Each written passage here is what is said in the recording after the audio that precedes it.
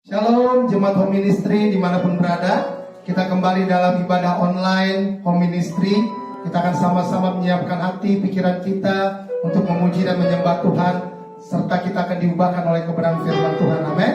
Mari kita sama-sama bangkit berdiri. Kita mau memuji, membesarkan, memuliakan namanya. Kemuliaan bagi Tuhan di tempat yang maha tinggi.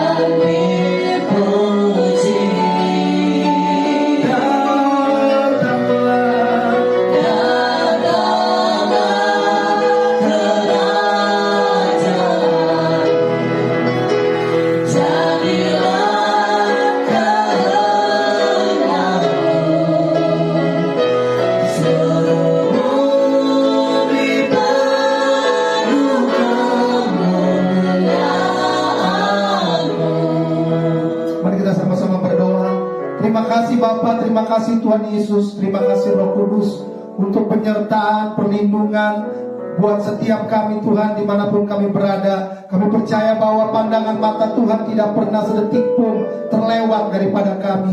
Kami ada sebagaimana kami ada karena Engkau ya Tuhan. Mungkin ada banyak permasalahan persoalan yang kami hadapi, namun satu hal yang kami tahu, bahwa Bapa yang kami sembah, Yesus Tuhan yang kami sembah, adalah Tuhan yang setia dan tidak pernah meninggalkan kami.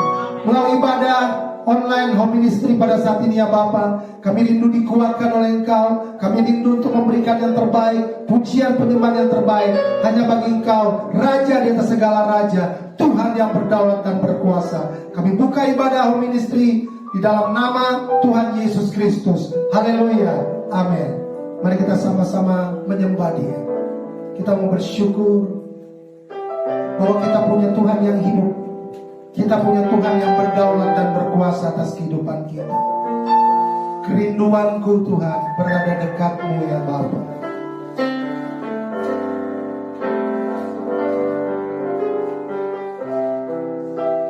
Kerinduanku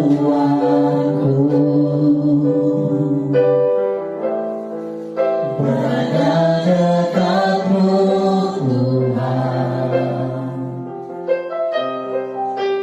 Kerinduanku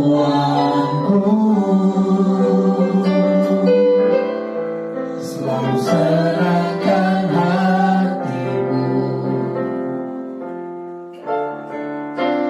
Tak pernah ku bayangkan hidupku tanpamu.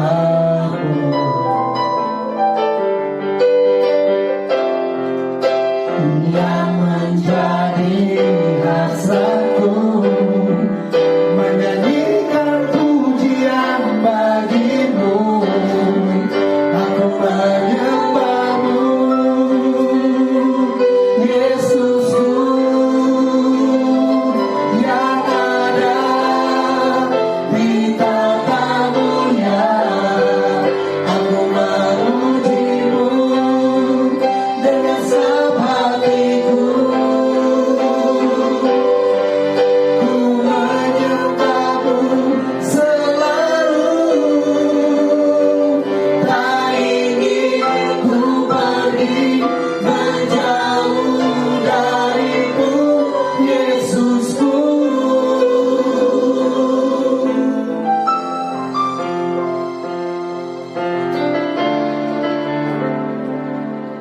kerinduan kami berada dekatmu ya Bapa. Kerinduanku Berada dekatmu, berada dekatmu Tuhan. oh kerinduanku, Kerinduanku selalu senangkan hatimu, selalu senangkan hatiku. tak pernah ku bayangkan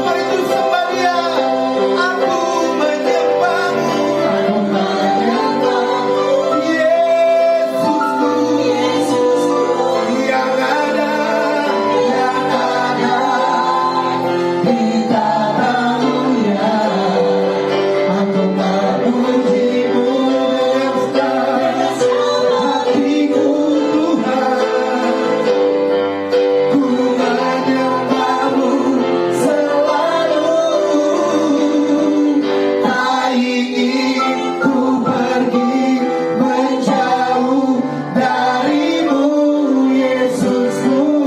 Sekali lagi, aku menyembahmu, Aku menyembahmu, Yesusku, Yesusku, yang ada di tatamu ya. Aku memujimu dengan senang hati.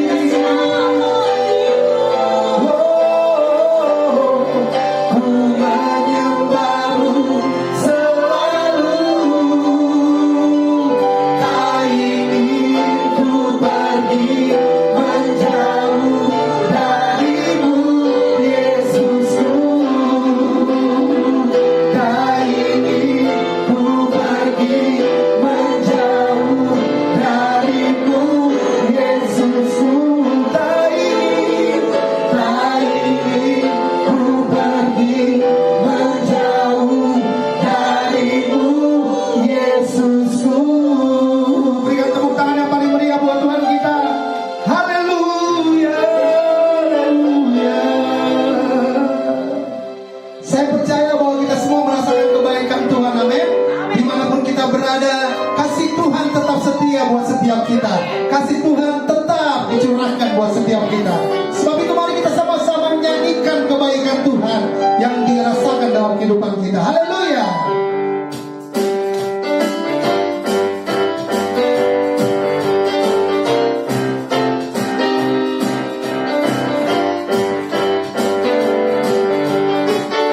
Tiada berkesudahan, Tiada berkesudahan, kasih setiamu Tuhan, selalu baru rahmat-Mu bagiku. oh, oh. Hari berganti hari, telah kulihat kasih-Mu, tak pernah berakhir di hidupku. Katakan sama-sama semua. Tuhan Yesus baik, Amin. sungguh amat baik, untuk selama-lamanya. Tuhan Yesus baik, Tuhan Yesus baik. Tuhan Yesus baik, sungguh amat baik, untuk selama-lamanya. Tuhan Yesus baik. Haleluya. Tiada berkesudahan, Tiada berkesudahan, kasih setiamu Tuhan, selalu baru baru rahmat-Mu bagiku. Hari berganti hari, telah kulihat kasih-Mu, tak pernah berakhir di hidupku. Tuhan Yesus baik, Haleluya. sungguh amat baik, untuk selama-lamanya. Tuhan Yesus baik, Tuhan Yesus baik. Tuhan Yesus baik, sungguh amat baik, untuk selama-lamanya. Tuhan Yesus baik. Sekali lagi, nyanyikan kebaikan Tuhan dalam kehidupan kita. Haleluya. Tiada Tiada berkesudahan, kasih kasih setiamu setiamu Tuhan, selalu baru baru rahmat-Mu bagiku. Hari berganti hari, telah kulihat kasih-Mu, tak pernah berakhir di hidupku. Tuhan Yesus baik, sungguh amat baik, untuk selama-lamanya. Tuhan Yesus baik, Tuhan Yesus baik. Tuhan Yesus baik, sungguh amat baik, Selamanya. untuk selama-lamanya. Tuhan Yesus baik, Katakan terus Tuhan Yesus baik semua. Tuhan Yesus baik, Come on.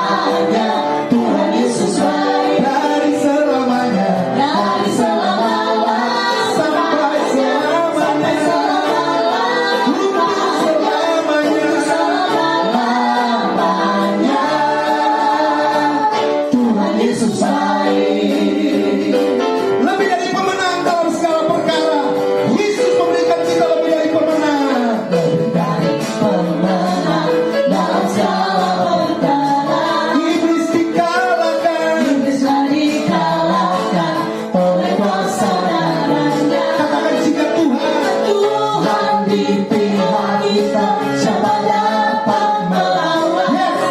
Kita lebih dari pemenang, lebih dari pemenang. lebih dari pemenang dalam segala perkara. Iblis dikalahkan. Bisa dikalahkan oleh kuasa darahnya. Katakan jika Tuhan Jika Tuhan di pihak kita, siapa dapat melawan? kita lebih. Lebih dari pemenang. Sorakan haleluya. Haleluya. Kibarkanlah panjinya, Yesus Raja segala raja. Haleluya.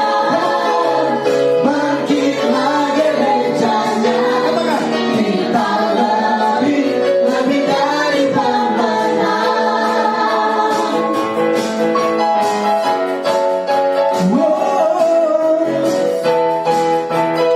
Lebih dari pemenang. Lebih dari pemenang dalam segala perkara. Iblis dikalahkan. Bisa dikalahkan oleh kuasa darahnya. Jika Tuhan Jika Tuhan di pihak kita, siapa dapat melawan? tidak ada. Kita lebih dari pemenang. Sorakan haleluya.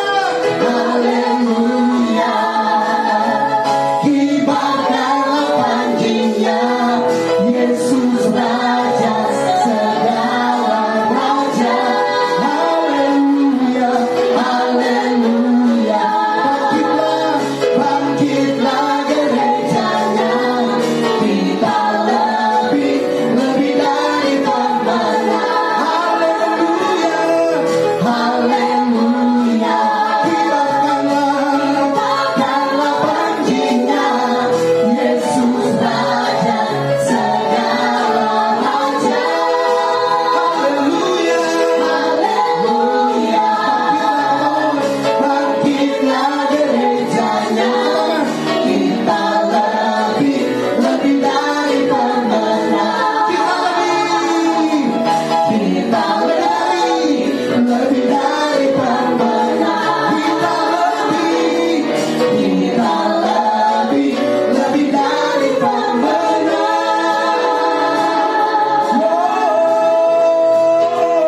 Yang lebih dari pemenang. Berikan tepuk tangan yang paling meriah buat Tuhan kita. Haleluya, haleluya. Kita lebih dari pemenang, amin. Kita percaya bahwa Bapa yang kita sembah adalah Bapa yang sangat memperhatikan kita. Bapa yang mengenal pribadi kita sebelum kita ada di dunia ini. Mari bilang sama Bapa bahwa aku mengenalmu lebih dari siapapun ya Bapa. Haleluya. Bapa, Engkau mengenalku lebih dari siapapun. Engkau tahu ceritaku dan isi hatiku. Oh. Tubuh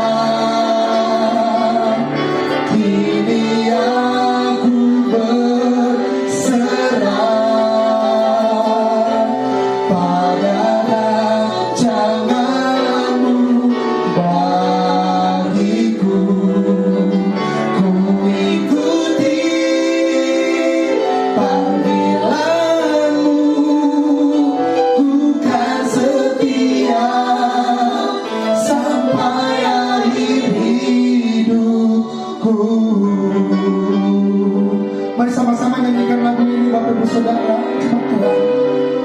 Bapa, Engkau mengenalku lebih dari siapapun. Engkau tahu ceritaku dan isi hatiku. Tak peduli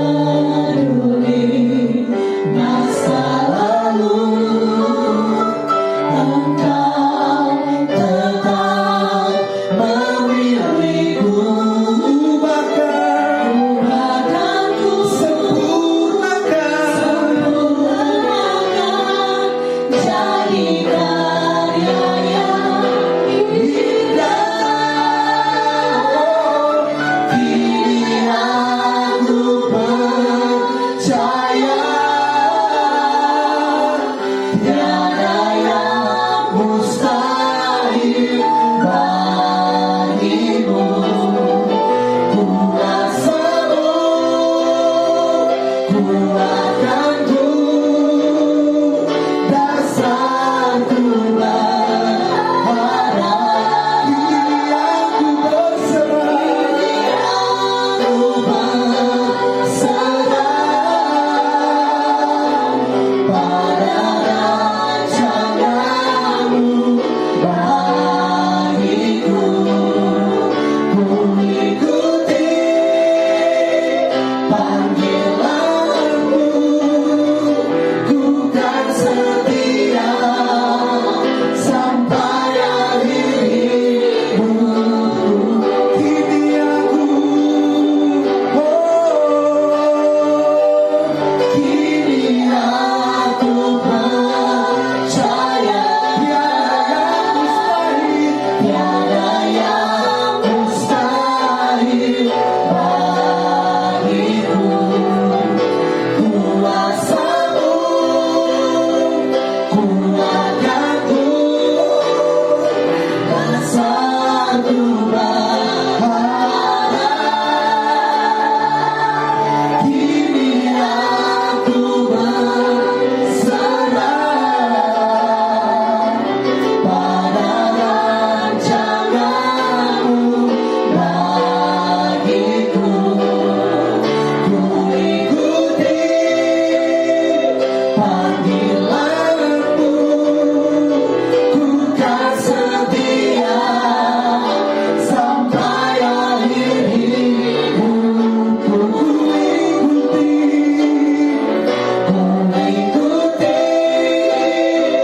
panggilanmu, ku kan setia sampai akhir hidupku. Selamat siang jemaat Tuhan yang dikasihi Tuhan. Kita akan membaca firman Tuhan yang diambil dari Injil Yohanes, pasalnya yang ke-6 mulai ayat yang ke-48 sampai dengan ayatnya yang ke-58. Yohanes 6 ayat 48 sampai 58. Demikian firman Tuhan. Akulah roti hidup. Nenek moyang kamu telah makan mana di padang gurun dan mereka telah mati. Inilah roti yang turun dari sorga. Barang siapa makan daripadanya, ia tidak akan mati. Akulah roti hidup yang telah turun dari sorga. Jikalau seorang makan dari roti ini, ia akan hidup selama-lamanya. Dan roti yang kuberikan itu ialah dagingku yang akan kuberikan untuk hidup dunia. Orang-orang Yahudi bertengkar antara sesama mereka dan berkata, bagaimana ia ini dapat memberikan dagingnya kepada kita untuk dimakan? Maka kata Yesus kepada mereka, aku berkata kepadamu, sesungguhnya jikalau kamu tidak makan daging anak manusia dan minum darahnya, kamu tidak akan mempunyai hidup di dalam dirimu. Barang siapa makan dagingku dan minum darahku, ia mempunyai hidup yang kekal, dan aku akan membangkitkan dia pada akhir zaman. Sebab dagingku adalah benar-benar makanan, dan darahku adalah benar-benar minuman. Barang siapa makan dagingku dan minum darahku, ia tinggal di dalam aku dan aku tinggal di dalam dia. Sama seperti Bapa yang hidup mengutus aku dan aku hidup oleh Bapa, demikian juga barang siapa yang memakan aku akan hidup oleh aku. Inilah roti yang telah turun dari sorga. Bukan roti seperti yang dimakan nenek moyangmu dan mereka telah mati. Barang siapa makan roti ini, ia akan hidup selama-lamanya. Saudara yang dikasihi Tuhan, demikian pembacaan firman Tuhan. Dan sebelum kita merenungkan firman Tuhan ini, mari terlebih dahulu kita berdoa. Tuhan Yesus, kami mengucap syukur karena Engkau Tuhan yang maha baik. Engkau adalah Tuhan yang maha mulia, Engkau adalah Tuhan yang maha kudus. Saat ini kami rindu untuk mendengar firman-Mu ya Bapa. Berfirmanlah kepada kami, diamkan suara hati kami. Biarlah suara firman Tuhan yang kami dengar pada siang hari ini. Pakai hamba-Mu, biarlah kemuliaan Tuhan yang dinyatakan. Terima kasih ya Tuhan. Kami percaya ketika firman-Mu diberitakan, kuasa firman-Mu sanggup untuk menyembuhkan kami di dalam nama Tuhan Yesus. Kuasa firman-Mu sanggup untuk memulihkan kami di dalam nama Tuhan Yesus. Kuasa firman-Mu sanggup untuk memberkati kami di dalam nama Tuhan Yesus. Kami sambut firman-Mu di dalam nama Tuhan kami Yesus Kristus yang mengasihi kami. Amin. Saudara yang dikasihi oleh Tuhan Yesus Kristus, hari ini saya akan melanjutkan khotbah tentang perjamuan kudus.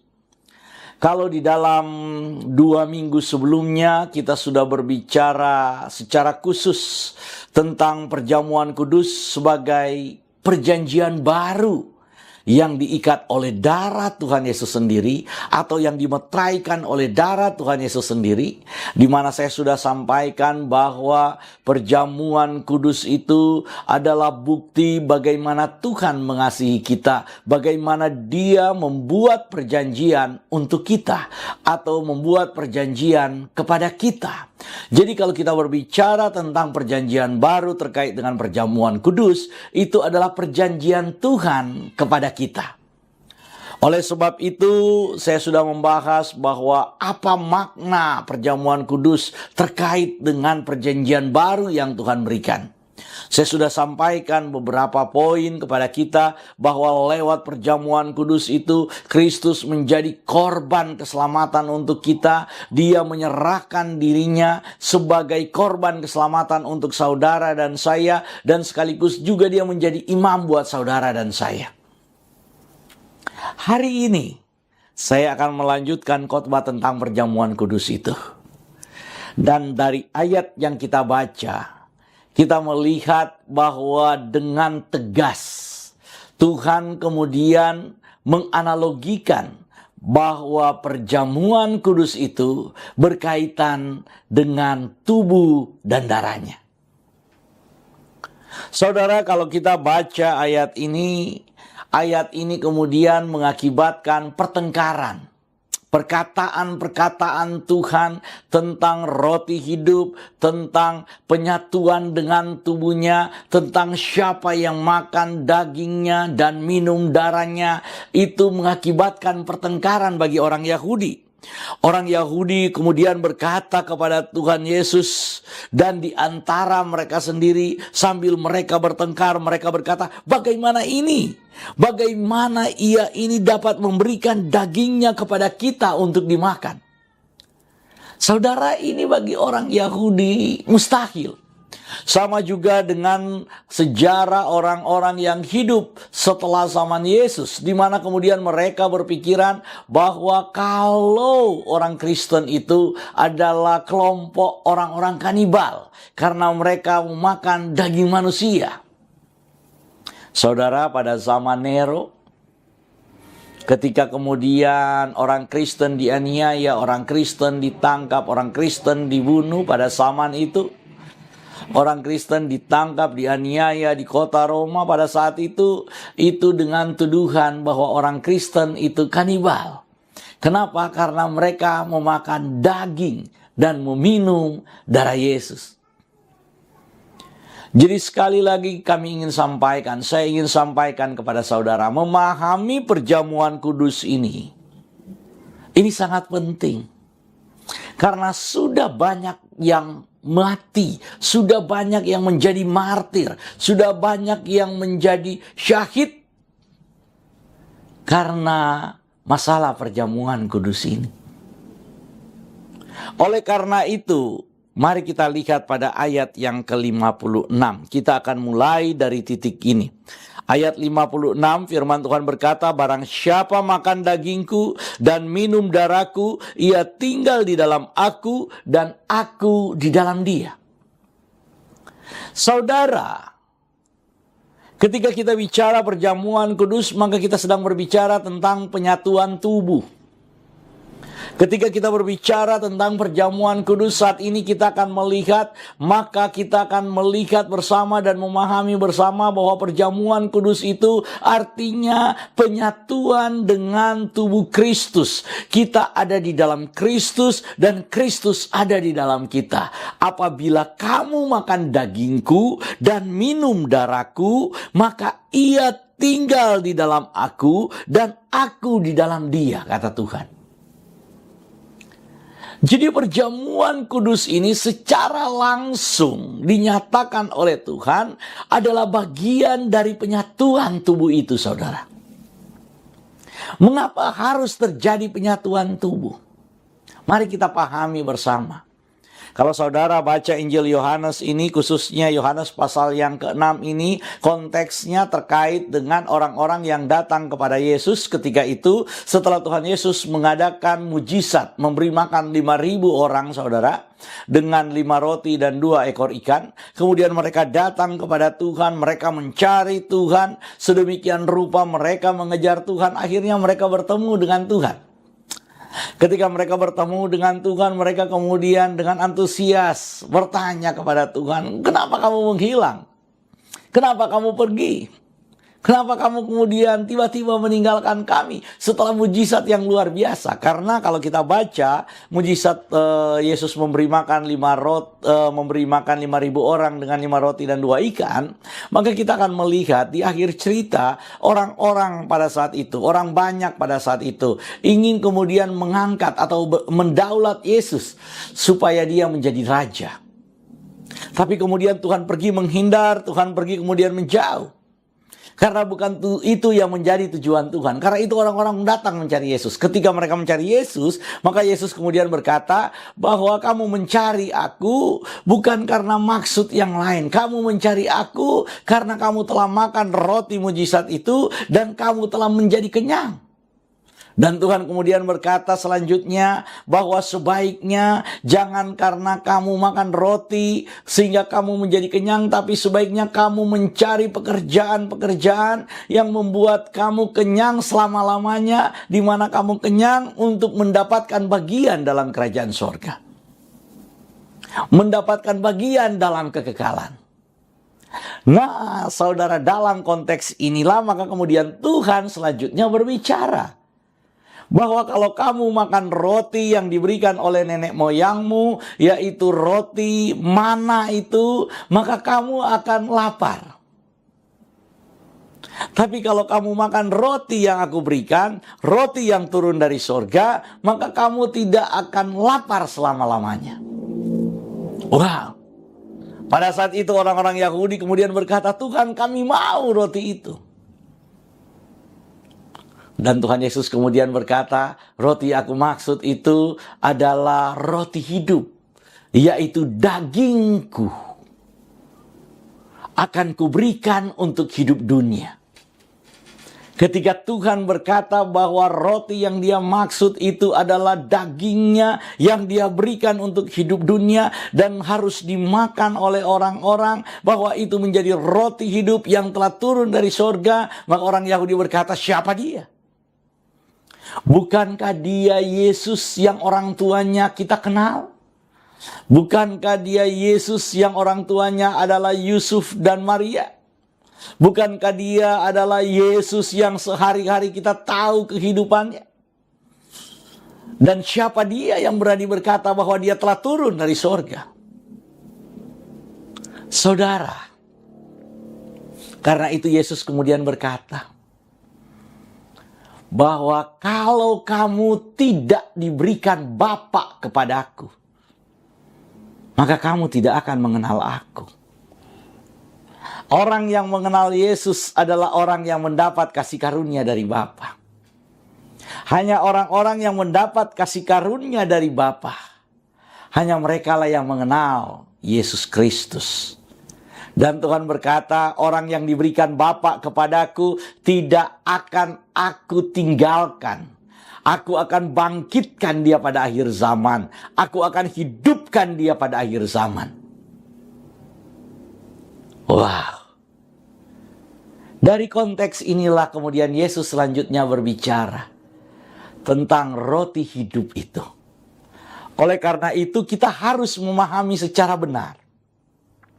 Jangan saudara kemudian berpikir bahwa kalau makan perjamuan kudus, kemudian kita mengimani roti itu adalah tubuh Yesus dan anggur itu adalah darah Yesus, maka sama seperti orang Yahudi kita berpandangan bahwa itu adalah kanibalisme. Itu adalah kanibal, memakan tubuh dan minum darah manusia.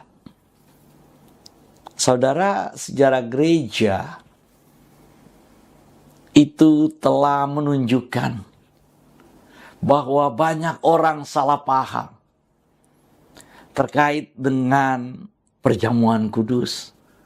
Ketika kita berkata bahwa roti ini adalah tubuh Yesus dan anggur ini adalah darah Yesus, dan ketika kita makan roti, kita minum anggur, orang kemudian menstigma bahwa orang-orang Kristen adalah kelompok kanibal. Tapi saya ingin beritahukan, Tuhan Yesus sudah berfirman kepada kita, apabila kamu tidak makan tubuhku dan kamu tidak minum darahku, maka kamu tidak akan mendapat bagian dalam kerajaan sorga. Mengapa penting untuk ini? Saudara, kalau kita baca struktur dari Injil Yohanes, dalam Injil Yohanes pasal yang pertama, saya ingin baca buat saudara, Yohanes pasal yang pertama, ayatnya yang ke-10 sampai dengan ayat yang ke-13, firman Tuhan berkata begini. Ia telah ada di dalam dunia dan dunia dijadikan olehnya, tetapi dunia tidak mengenalnya. Kalau kita baca ayat ini berbicara tentang Yesus Kristus sebagai Sang Firman. Ayat yang 11 kemudian berkata, ia datang kepada milik kepunyaannya, tetapi orang-orang kepunyaannya itu tidak menerimanya. Ayat yang ke-12 kemudian berkata, tetapi semua orang yang menerimanya diberi kuasa supaya menjadi anak-anak Elohim, yaitu mereka yang percaya di dalam namanya. Ayat 13, orang-orang yang diperanakan bukan dari darah atau dari daging, bukan pula secara jasmani oleh keinginan seorang laki-laki, melainkan dari Elohim. Saudara, dalam mukadimah sebenarnya Yohanes sudah memberitahukan bahwa Yesus Kristus sudah ada di dalam dunia. Dia adalah terang itu. Dia menciptakan dunia ini. Karena segala sesuatu yang ada di dunia ini itu tercipta melalui firman Tuhan. Dan dalam mukadimahnya, dalam pendahuluannya, Yohanes sudah berkata bahwa Yesus Kristus itu adalah pencipta semesta. Dia datang kepada milik kepunyaannya, tapi milik kepunyaannya menolak dia. Oleh karena itu ayat yang ke-12 berkata, semua orang yang menerimanya diberinya kuasa supaya menjadi anak-anak Elohim, yaitu mereka yang percaya dalam namanya. Ketika orang-orang Yahudi, saudara, menolak Kristus, orang-orang Yahudi tidak mau percaya kepada Yesus, orang-orang Yahudi malah menyalibkan Yesus. maka keselamatan itu terbuka buat saudara dan saya. Maka keselamatan itu diberikan kepada semua orang dari segala bangsa yang percaya di dalam namanya.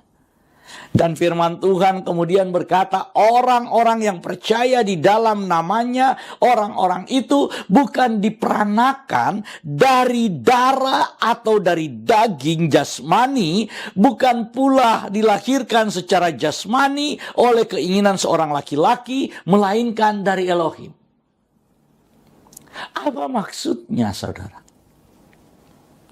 Tuhan Yesus ingin memberitahukan kepada kita bahwa orang yang percaya kepada Kristus, orang yang percaya kepada Yesus, mereka itu terjadi bukan karena kelahiran secara daging, tapi mereka ada karena kelahiran secara rohani. Nah, dalam Injil Yohanes pasal yang ketiga, saya ingin mengajak saudara supaya saudara memahami kronologi pemahaman tentang penyatuan tubuh dengan Kristus. Jadi kalau pertama kita sudah ditunjukkan oleh Injil Yohanes, oleh penulis Injil Yohanes, bahwa ketika berbicara tentang penyatuan tubuh itu, Yohanes sudah mulai dengan orang-orang yang percaya kepada Yesus. Orang-orang itu bukan lahir dari keinginan jasmani seorang laki-laki, bukan lahir dari darah dan daging, tapi lahir dari kehendak Tuhan. Atau orang-orang yang percaya kepada Yesus, yaitu saudara dan saya, ini adalah lahir bukan karena kita keturunan manusia, keturunan orang tua kita, tapi kita lahir secara rohani karena kehendak Tuhan. Saudara dan saya ada, itu karena Tuhan yang menginginkan saudara dan saya ada. Karena itu mari kita lihat dalam Injil Yohanes pasal yang ketiga ayat yang ke-6. Injil Yohanes pasal yang ketiga ayat yang ke-6 ini ketika Nikodemus datang, saudara. Jadi cerita ini berbicara tentang kelahiran baru. Ketika Nikodemus datang kemudian bertanya kepada Tuhan Yesus, bagaimana supaya saya memperoleh kehidupan yang kekal. Tuhan Yesus kemudian berkata bahwa kamu harus dilahirkan kembali. Kamu harus mengalami kelahiran baru. Nikodemus kemudian berkata, Tuhan, bagaimana mungkin itu terjadi? Bagaimana mungkin seorang yang telah dewasa itu bisa dilahirkan kembali? Apakah dia masuk ke dalam rahim ibunya dan kemudian dilahirkan kembali? Tuhan kemudian berkata kepada Nikodemus, Nikodemus, apabila kamu tidak dilahirkan kembali, kamu tidak akan masuk dalam kerajaan sorga. Apabila kamu tidak dilahirkan kembali, maka kamu tidak akan melihat kerajaan sorga. Selanjutnya Tuhan Yesus berkata pada ayat yang ke-6. Apa yang dilahirkan dari daging adalah daging. Dan apa yang dilahirkan dari roh adalah roh. Jadi selanjutnya, Yohanes kemudian ingin memberitahukan kepada saudara dan saya bahwa ada dua kelahiran di dunia ini. Yang pertama kelahiran dari daging, dan yang kedua kelahiran dari roh. Saudara, kelahiran dari daging adalah kelahiran alamiah. Kelahiran secara natural. Kelahiran jasmani. Di mana saudara dan saya pasti punya ayah dan ibu. Kita pasti punya orang tua. Kita pasti lahir dari rahim ibu kita. Lahir dari rahim orang tua kita. Dan ketika kita lahir dari rahim orang tua kita, firman Tuhan berkata, itu adalah kelahiran secara jasmani. Kita menjadi manusia jasmani. Tapi selanjutnya ada kelahiran yang lain. Yang oleh firman Tuhan dikatakan kelahiran dari roh. Atau kelahiran rohani. Kelahiran rohani ini adalah kelahiran yang seperti apa? Tuhan Yesus kemudian memberitahukan, barang siapa yang dilahirkan dari daging, tadi kelahiran jasmani, maka dia cuma daging, saudara. Dan firman Tuhan berkata, darah dan daging tidak akan memasuki kerajaan sorga. Tetapi siapa yang dilahirkan dari roh, huruf besar, yang dilahirkan dari Roh Kudus itu, yang dilahirkan dari Roh Tuhan itu, maka dia adalah roh. Dia adalah makhluk rohani. Bagaimana kelahiran secara rohani itu bisa terjadi? Saudara, dalam sejarah kehidupan manusia, hanya ada satu pribadi yang dilahirkan karena Roh Kudus, yaitu Yesus Kristus. Yesus Kristus lahir bukan dari keinginan seorang laki-laki. Yesus Kristus lahir bukan dari keinginan seorang suami. Yesus Kristus lahir dari keinginan Roh Kudus. Yesus Kristus lahir karena rencana Elohim, karena rencana Bapa. Dialah satu-satunya pribadi yang lahir dari Roh Kudus. Dan ketika dia lahir dari Roh Kudus, maka siapa yang dilahirkan dari Roh, yaitu dilahirkan dari Kristus, maka dia menjadi makhluk rohani. Apa maksudnya? Rasul Paulus dalam 1 Korintus pasal yang ke-15, mulai ayat yang ke-40-an, saudara akan lihat kalau baca secara lengkap, maka saudara akan melihat bagaimana kemudian selanjutnya Rasul Paulus berbicara tentang dua kelahiran ini. Saya ingin mengajak saudara untuk membaca supaya kita memahami tentang penyatuan tubuh. Mari kita baca dalam 1 Korintus pasalnya yang ke-15, mulai ayatnya yang ke-48 sampai dengan ayatnya yang ke-58. Demikian firman Tuhan. Makhluk-makhluk alamiah sama dengan dia yang berasal dari debu tanah, yaitu Adam, saudara. Dan makhluk-makhluk surgawi sama dengan dia di sini huruf besar, yang berasal dari sorga. Dia yang huruf besar itu adalah Kristus. Dia yang sebelumnya itu adalah Adam. Jadi makhluk-makhluk alamiah sama dengan Adam yang berasal dari debu tanah. Dan makhluk-makhluk surgawi sama dengan Yesus Kristus yang berasal dari sorga. Itu ayat 48, 49. Sama seperti kita telah memakai rupa dari yang alamiah, yaitu rupa yang dari Adam, yaitu rupa yang daging, yaitu rupa yang dari tanah, demikian pula kita akan memakai rupa yang dari sorga, yaitu rupa yang dikenakan oleh Kristus, rupa Elohim itu sendiri. Saudara-saudara, kata Rasul Paulus, saudara-saudara, inilah yang hendak kukatakan kepadamu, yaitu bahwa daging dan darah tidak mendapat bagian dalam kerajaan Elohim, dan bahwa yang binasa tidak mendapat bagian dalam apa yang tidak binasa. Sesungguhnya aku menyatakan kepadamu suatu rahasia. Kita tidak akan mati semuanya, tetapi kita semuanya akan diubah dalam sekejap mata pada waktu bunyi nafiri yang terakhir. Sebab nafiri akan berbunyi dan orang-orang mati akan dibangkitkan dalam keadaan yang tidak dapat binasa, dan kita semua akan diubah. Karena yang dapat binasa ini harus mengenakan yang tidak binasa, dan yang dapat mati ini harus mengenakan yang tidak dapat mati. Dan sesudah yang dapat binasa ini mengenakan yang tidak dapat binasa, dan yang tidak dapat mati ini mengenakan yang tidak dapat mati, maka akan genaplah firman Tuhan yang tertulis, maut telah ditelan dalam kemenangan. Hai maut, di manakah kemenanganmu? Hai maut, di manakah sengatmu? Sengat maut ialah dosa, dan kuasa dosa ialah hukum Taurat. Tetapi syukur kepada Elohim yang telah memberikan kepada kita kemenangan oleh Yesus Kristus Tuhan kita. Karena itu saudara-saudaraku yang kekasih, berdirilah teguh, jangan goyah, dan giatlah selalu dalam pekerjaan Tuhan, sebab kamu tahu bahwa dalam persekutuan dengan Tuhan, jerih payahmu tidak sia-sia. Saudara, pada ayat yang ke-48, Rasul Paulus langsung menegaskan kepada kita bahwa ada dua tubuh. Ada dua tubuh, yaitu tubuh jasmani yang dari debu tanah, dan tubuh sorgawi yang dari sorga. Kalau saudara baca dari ayat yang ke-40, saya akan baca buat kita supaya kita makin jelas. Ayat yang ke-40, ada tubuh sorgawi dan ada tubuh duniawi. Tetapi kemuliaan tubuh sorgawi lain daripada kemuliaan tubuh duniawi. Kemuliaan matahari lain daripada kemuliaan bulan. Dan kemuliaan bulan lain daripada kemuliaan bintang-bintang. Dan kemuliaan bintang yang satu berbeda dengan kemuliaan bintang yang lain.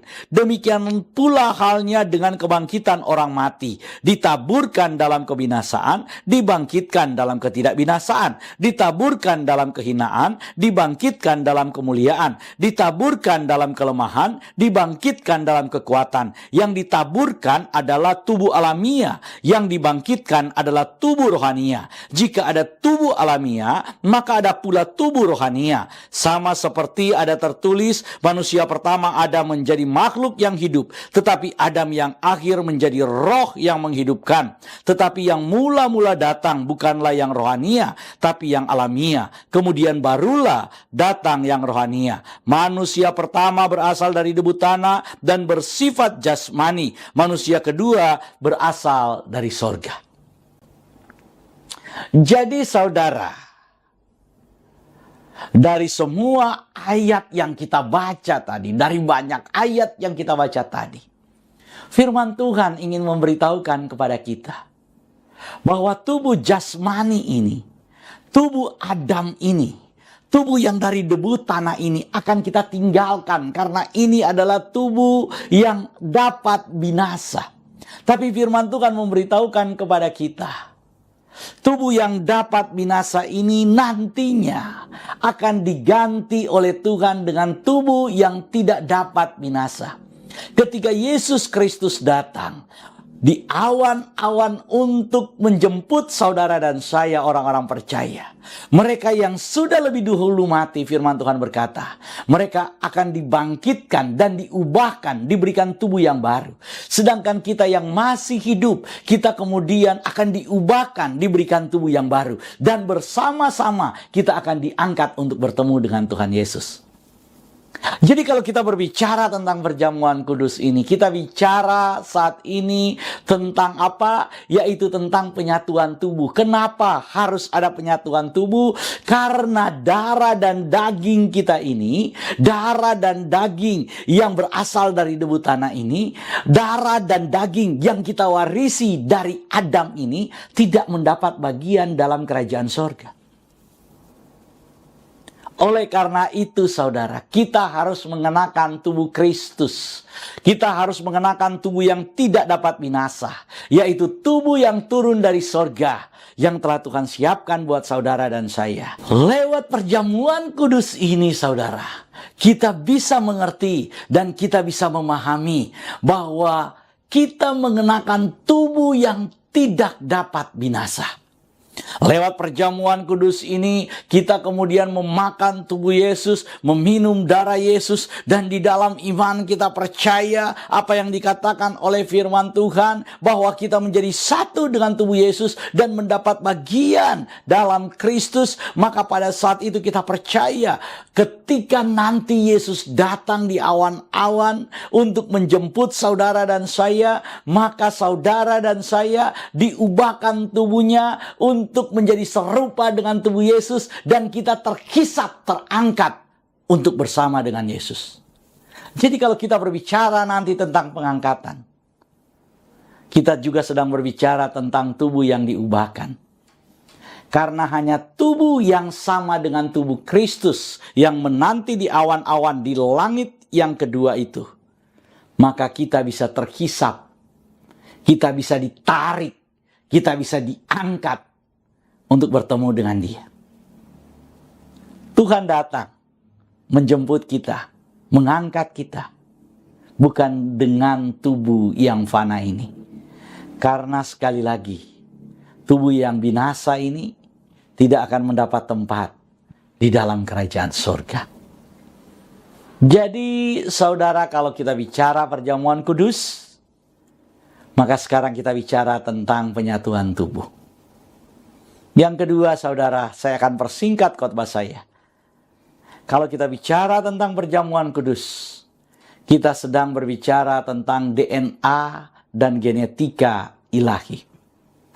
Firman Tuhan berkata dalam bacaan kita tadi, di dalam Injil Yohanes pasal yang ke-6 tadi, kita sudah ditunjukkan oleh Tuhan langsung saudara, bagaimana apa yang dimaksud dengan genetika ilahi itu. Tuhan Yesus berkata, "Akulah roti hidup. Nenek moyangmu telah makan mana di padang gurun dan mereka telah mati. Inilah roti yang turun dari sorga. Barang siapa makan daripadanya, ia tidak akan mati." Saudara, manusia itu mendapatkan DNA. DNA itu adalah tanda spesifik dari setiap manusia. DNA saya berbeda dengan DNA saudara. DNA saya warisi dari orang tua saya. Setiap manusia itu memiliki tanda DNA-nya.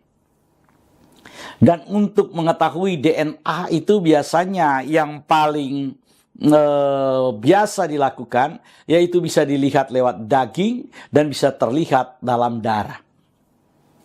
Saudara, dalam Injil Yohanes pasal yang pertama ayat 18, Yohanes pertama ayat 18, firman Tuhan berkata begini, "Tidak seorang pun yang pernah melihat Elohim, tetapi anak tunggal Elohim yang ada di pangkuan Bapa, dialah yang menyatakannya."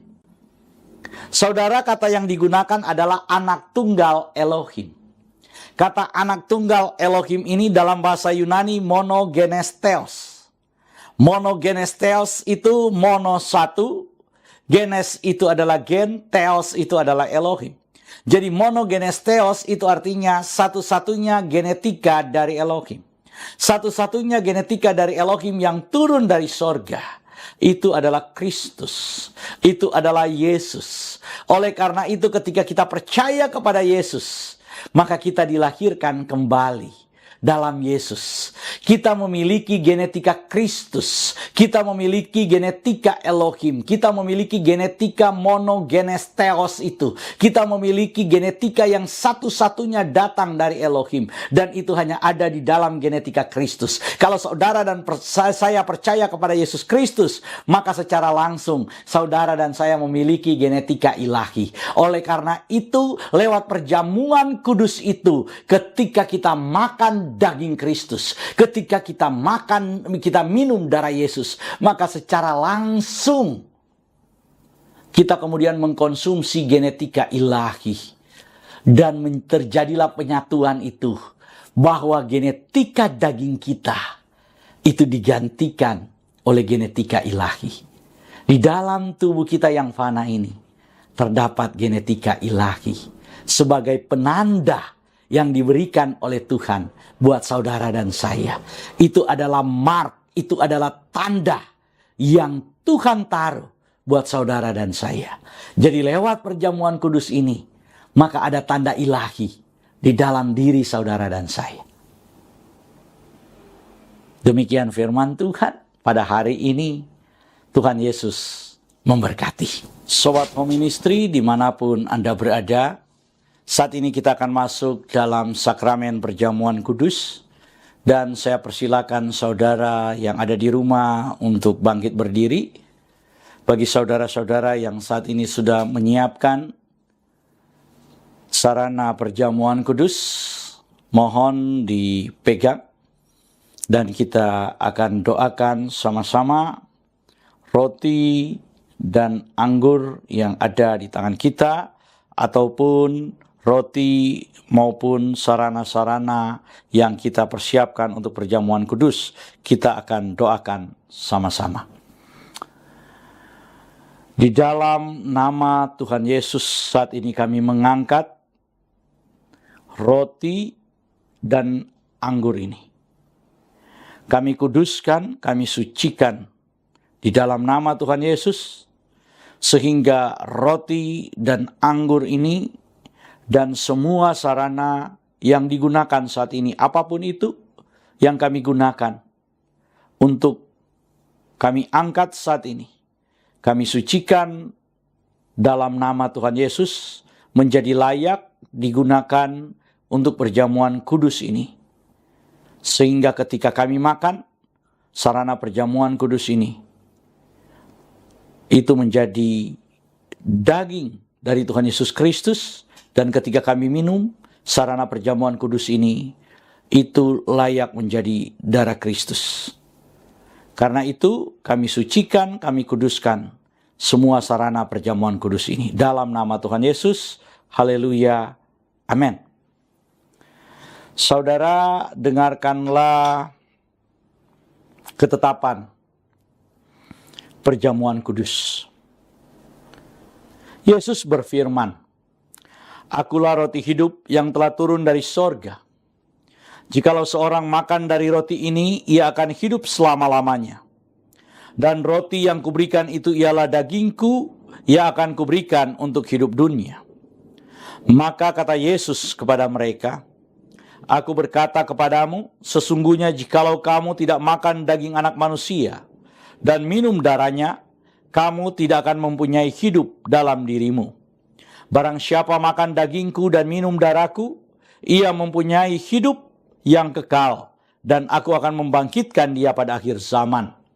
Sebab dagingku adalah benar-benar makanan, dan darahku adalah benar-benar minuman. Barang siapa makan dagingku dan minum darahku, ia tinggal di dalam aku dan aku di dalam dia.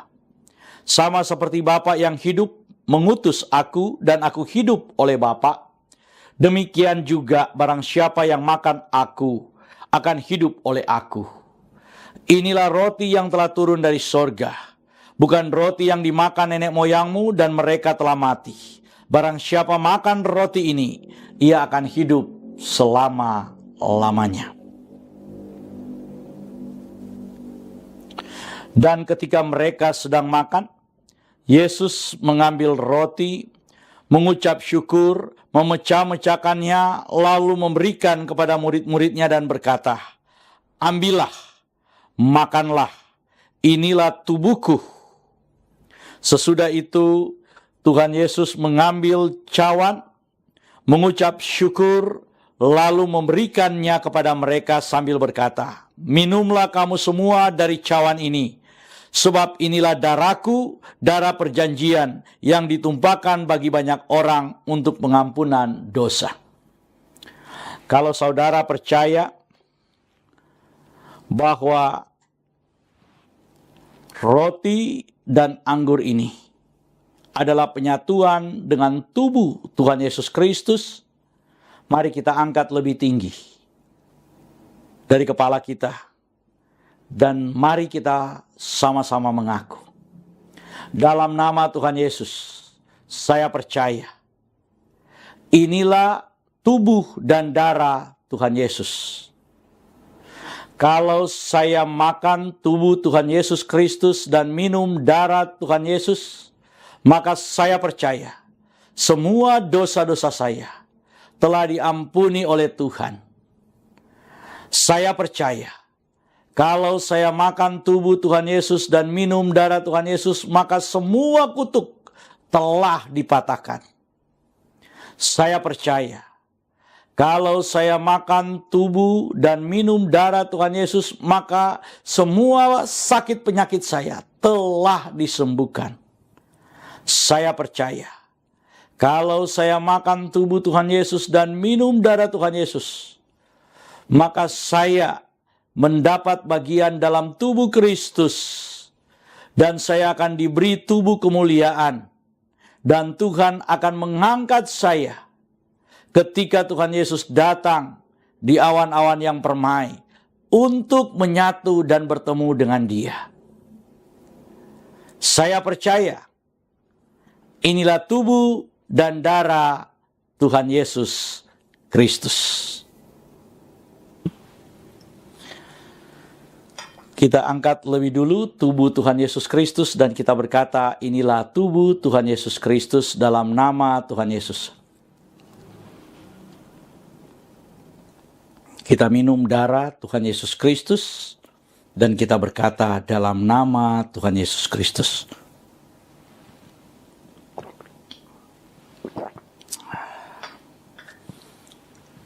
Mari kita mengucap syukur bersama-sama. Karya kebesaran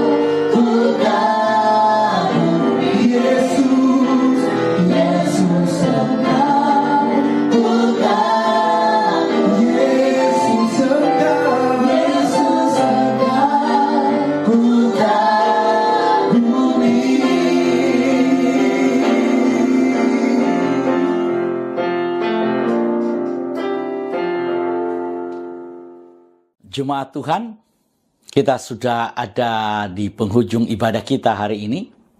Sebelum kita masuk dalam doa berkat, kami ingin memberitahukan bahwa Home Ministry terus melayani jemaat Tuhan.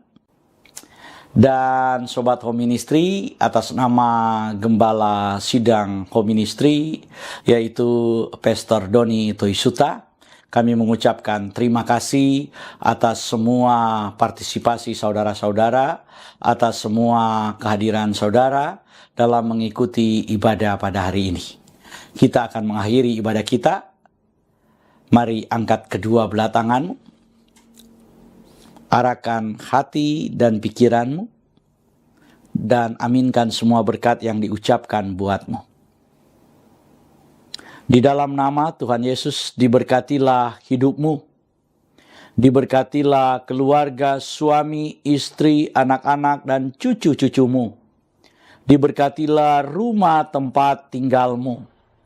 Diberkatilah sumber-sumber mata pencarian, pekerjaan, dan karirmu. Diberkatilah tubuh jasmani dan kesehatanmu. Dan diberkatilah pertumbuhan rohanimu. Biarlah semua berkat dari Bapa Sorgawi, Bapa Yahweh namanya, cinta kasih dari Tuhan kita Yeshua HaMashiach, dan persekutuan dengan Roh-Nya yang kudus, menyertai kita semua mulai dari sekarang sampai selama-lamanya. Kita yang percaya diberkati oleh Tuhan dan menerima berkat Tuhan ini. Mari sama-sama kita berkata, Amin. Bye.